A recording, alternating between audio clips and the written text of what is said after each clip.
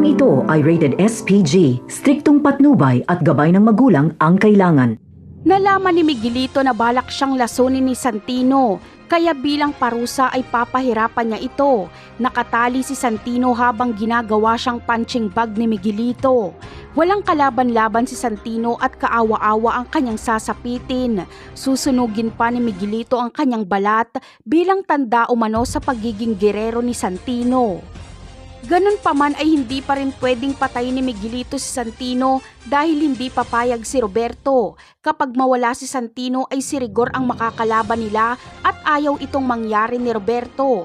Isang malaking pagkakamali ni Santino ang pagtira sa bahay ng mga gerero. Sa kanya ibinubuntong ni Miguelito ang galit nito kay Tanggol. Si Rigor lang ang makakatulong kay Santino. Kaya gagawa siya ng paraan para matawagan si Rigor at makahingi ng tulong. Sa ibang eksena naman ay pupunta nga si Roberto at Miguelito sa kinaroroonan nila Lucio. Umaasa silang madadatnan nila na patay na si Tanggol at Ramon. Excited sila dahil sa wakas umano ay tapos na ang problema nila sa mga Montenegro.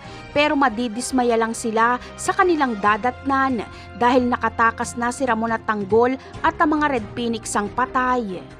Kaya naman, mas lalo lang lumaki ang problema ni Miguelito at Roberto dahil ngayong magkasama na ulit si Ramon at Tanggol ay mahihirapan na sila. Magiging malakas kasi ulit ang pwersa ng mga Montenegro dahil maimpluwensya pa rin si Ramon at marami pa rin itong kayamanan. Kaya madaling makakapagpalakas ng pwersa sila Tanggol dahil wala na silang problema sa armas.